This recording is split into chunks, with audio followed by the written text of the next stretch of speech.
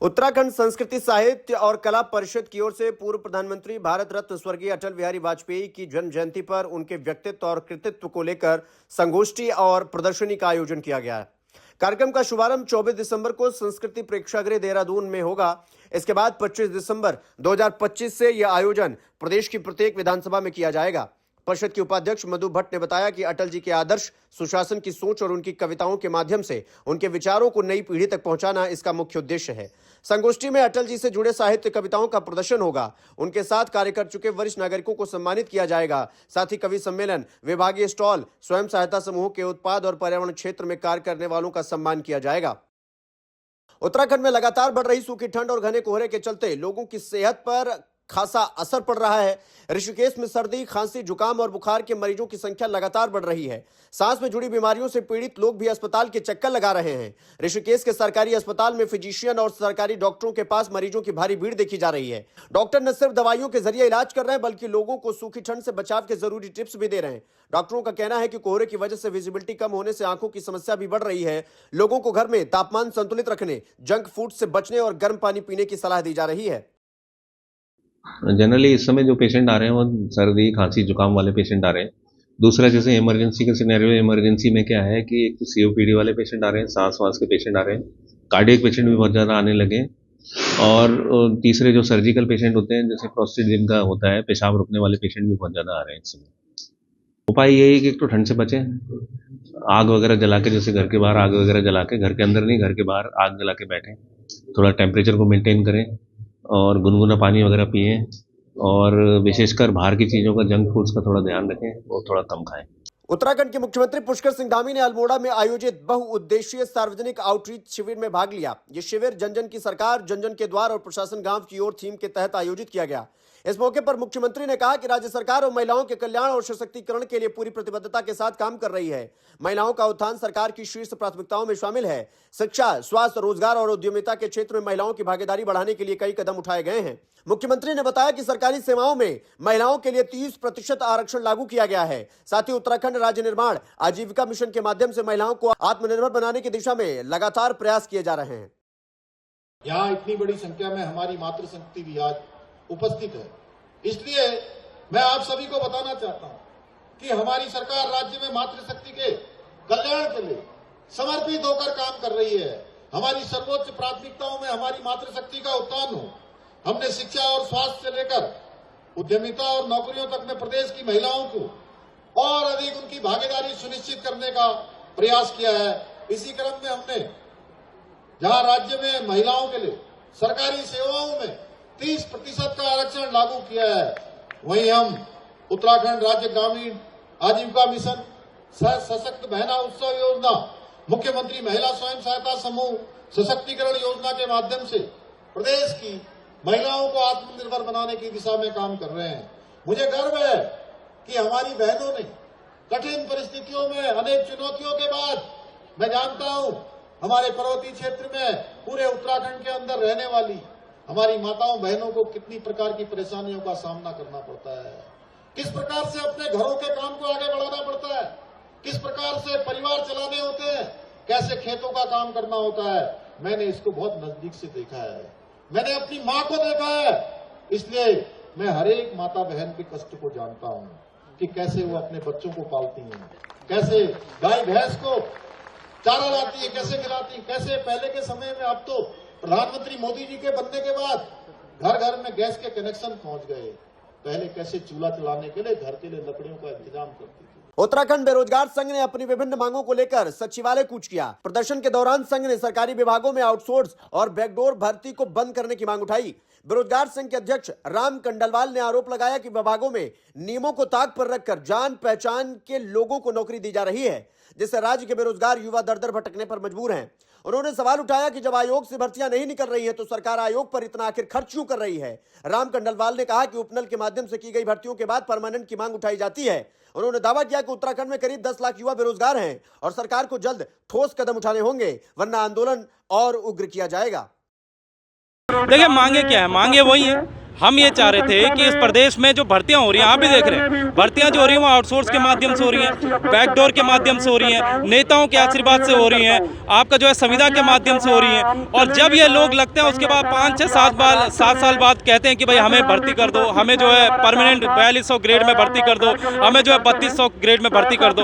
अगर आप जो है नियमितीकरण कर देते हो तो ये जो बच्चे आज यहाँ पर आ रखे हैं, वो जो बच्चे जो आज हल्द्वानी में जो है रैलियां कर रहे हैं, प्रदर्शन कर रहे हैं, जो 10 लाख रजिस्टर्ड बेरोजगार हैं इस प्रदेश में, उन बेरोजगारों का क्या होगा? हमने सरकार से ये भी कहा है कि अगर आप सीधी भर्ती करना चाह रहे हो तो आप आयोगों को बंद कर दो ना, उन पर आप ताला लगा दो और ताला लगा के सारे बेरोजगारों को ये कह दो कि आप उपनल के फॉर्म भरो, आप जो है संविदा के फॉर्म भरो और आप जो है बैकडोर के माध्यम से नेताओं के आशीर्वाद से कह दो कि मुझे लगा दो और फिर 10-10 साल बाद सबको परमानेंट कर दो। तो फिर आयोगों पर इतना पैसा खर्च करने का क्या मतलब है? पूर्व मुख्यमंत्री हरीश रावत का एआई वीडियो इन दिनों खासा चर्चा में है। वीडियो सामने आने के बाद हरीश रावत ने इसे बीजेपी का षड्यंत्र बताते हुए एफआईआर दर्ज कराने की बात कही। तो वहीं हरीश रावत के इस बयान के बाद बीजेपी भी हमलावर हो गई है। कैबिनेट मंत्री गणेश जोशी ने कहा कि हरीश रावत ने जो भी किया वो सबने देखा है। उन्होंने कहा कि अगर हरीश रावत एफआईआर कराते हैं तो बीजेपी भी उसी तरीके से जवाब देने का काम करेगी। इस बयान के बाद प्रदेश की सियासत में एक बार फिर बयानबाजी तेज हो गई है। जब हमारे प्रदेश के अध्यक्ष के खिलाफ इस प्रकार का एक प्रपंच किया गया तो हमने तो कोई एफआईआर नहीं कराई। अब क्योंकि ये वास्तविकता है कि आदरणीय हरीश रावत जी ने चुनाव के दौरान जो मुस्लिम यूनिवर्सिटी बनाने की घोषणा की थी उसका संदेश पूरे प्रदेश देश में गया और आज फिर उनको लग रहा है अगर वो फायर करेंगे तो उसके हिसाब से हमारी पार्टी सोचेगी। क्योंकि अध्यक्ष जी ने इस बारे में बोल चुके हैं और मैं उस बारे में मेरा क्योंकि सीधे अध्यक्ष जी इस बात पे जवाब दे रहे हैं तो मेरा बोलना उचित नहीं है। धर्मनगरी हरिद्वार में पिछले 1 महीने से चल रहे विशेष सफाई अभियान का असर अब जमीन पर साफ दिखाई दे रहा है। मुख्यमंत्री के निर्देशन और जिलाधिकारी मयूर दीक्षित के कुशल नेतृत्व में यह अभियान पूरे जिले को मॉडल बनाने के उद्देश्य से चलाया जा रहा है। शहर की सड़कों, घाटों, पार्कों और ग्रामीण क्षेत्रों में कर्मचारी, महिला समूह और स्वयंसेवी संस्था सफाई में जुटी हुई हैं। नगरीय क्षेत्रों से लेकर गांव, कस्बों और प्रमुख सड़क मार्गों तक सफाई का काम लगातार चल रहा है। जिलाधिकारी मयूर दीक्षित स्वयं अभियान की मॉनिटरिंग कर रहे हैं और अधिकारियों के साथ बैठक कर रणनीति तय कर रहे हैं। इस लगातार निगरानी और प्रयास के चलते अभियान ने गति पकड़ ली है। अब हर क्षेत्र में साफ सफाई और सकारात्मक बदलाव स्पष्ट रूप से देखने को मिल रहा है। देहरादून में प्रदेश कांग्रेस मुख्यालय में उत्तराखंड महिला कांग्रेस कमेटी की पदाधिकारियों के साथ कांग्रेस की ऑब्जर्वर पूनम पंडित ने बैठक की। अखिल भारतीय कांग्रेस कमेटी ने उत्तराखंड महिला कांग्रेस का ऑब्जर्वर नियुक्त किया है और ये उनकी पहली बैठक थी। पूनम पंडित ने कहा कि संगठन को जमीन स्तर पर मजबूत करना, महिलाओं की समस्याओं को प्रमुखता देना और कांग्रेस की विचारधारा को हर वर्ग तक पहुंचाना ये पहली प्राथमिकता रहेगी। उन्होंने सभी कार्यकर्ताओं के सहयोग से संगठन को नई ऊंचाइयों तक ले जाने का भरोसा दिया।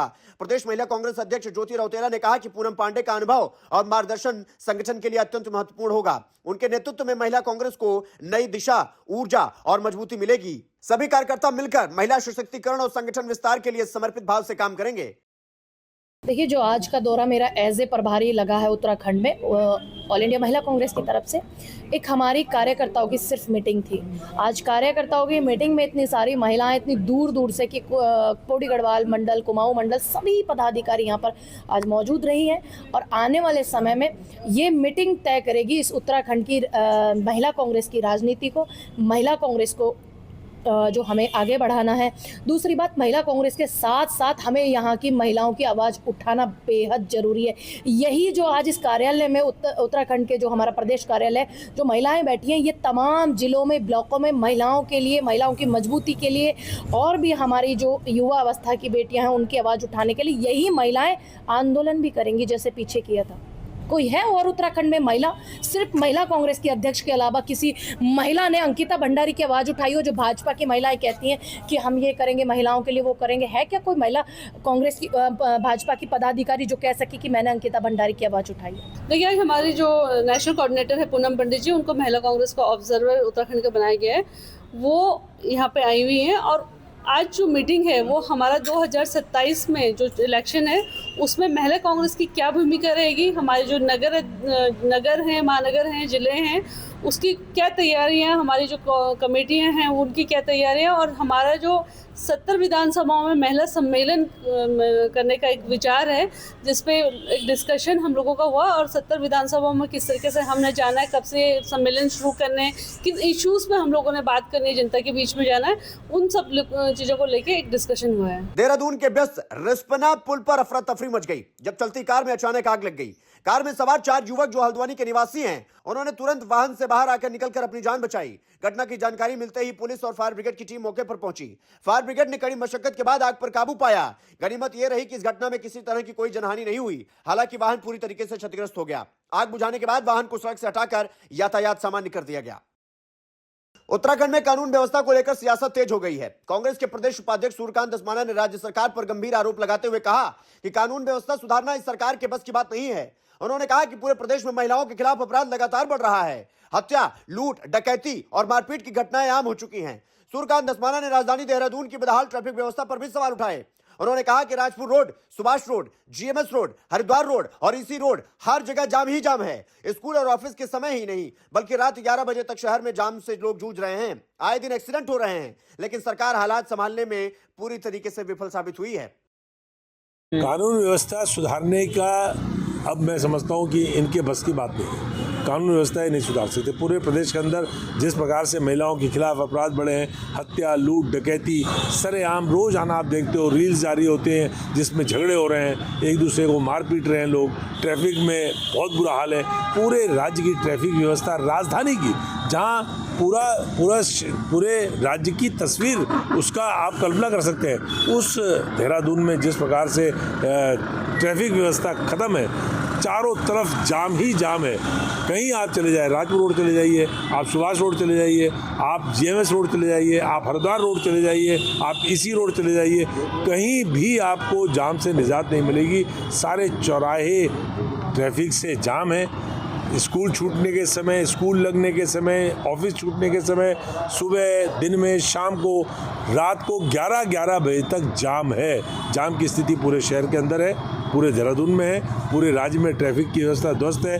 आए दिन एक्सीडेंट्स हो रहे हैं। और कानून व्यवस्था के बारे में आपने कहा, कानून व्यवस्था सुधारना इस सरकार के बस की बात नहीं है। अगली खबर ऋषिकेश से है। यहाँ क्रिसमस को लेकर हिंदू संगठनों ने विरोध का मोर्चा खोल दिया है। राष्ट्रीय हिंदू शक्ति संगठन ने भारत में क्रिसमस मनाए जाने पर आपत्ति जताई है और इसे देश के शहीदों का अपमान करार दिया है। संगठन के प्रदेश अध्यक्ष राघवेंद्र भटनागर ने कहा कि क्रिसमस भारतीय संस्कृति का हिस्सा नहीं है, बल्कि पाश्चात्य संस्कृति और अंग्रेजों का थोपा हुआ त्योहार है। उन्होंने सनातन धर्म के अनुयायियों को विदेशी दिखावे से दूर रहने की नसीहत दी और भारतीय संस्कारों को बढ़ावा देने की बात कही। भटनागर ने सरकार की चुप्पी पर सवाल उठाते हुए स्वदेशी परंपराओं को प्राथमिकता देने की मांग की। उनका कहना है कि क्रिसमस मनाना उन क्रांतिकारियों का अपमान है जिन्होंने देश की आजादी के लिए अपने प्राण त्यागे। इस कड़े रुख के बाद ऋषिकेश प्रशासन और स्थानीय व्यापारियों में हलचल बढ़ गई है। देखिए, ये 25 दिसंबर को मनाया जाने वाला जो त्योहार क्रिसमस के रूप में हमारे शहर में आपको दिख रहा है, नकली पेड़ और लाल लाल रंग के झोले, ये अंग्रेजों की सभ्यता है। और इस अंग्रेजों को यहाँ से भगाने के लिए, उनकी विचारधारा को भगाने के लिए हमारे लाखों नौजवान शहीद हुए। स्वतंत्रता की एक लड़ाई लड़ी गई और उन शहीदों ने हमारे यहाँ से अंग्रेजों को भगाया। किंतु आज भी कुछ लोगों के डीएनए में वो अंग्रेजी गुलामी अभी भी बसी हुई है। जो ये 25 दिसंबर का त्योहार हमारे देश में मनाया जा रहा है, ये उस गुलामी का नतीजा है, यह अंग्रेजी गुलामी का नतीजा है जो हम क्रिसमस का त्योहार मना रहे हैं। सनातन दिवस बनना चाहिए, तुलसी दिवस बनना चाहिए। अगर ये गुलामियत हमारे देश से इन लोगों के दिमाग से नहीं निकली तो आने वाली पीढ़ियां, हमारे आने वाले देश का भविष्य क्या है कि हमने अपने बच्चों की शिक्षा ईसाइयों के हाथ में दे दी मिशनरी स्कूल के नाम पे, और घर की औरतें मुसलमानों के हाथ में दे दी खाली बुटीक के नाम पे, टेलर के नाम पे और फिल्मी जगत के नाम पे। आज हमारे पास कुछ भी नहीं है, सनातन धर्म के हाथ में आज कुछ भी नहीं है, क्योंकि आज हमारे बच्चे ईसाइयों के हाथ में चले गए शिक्षा के नाम पर। फिल्मी जगत, हमारा एंटरटेनमेंट चला गया मुसलमानों के हाथ में, और हमारी जो बेसिक्स हमारा इतिहास है वो सब चला गया वामपंथियों के हाथ में।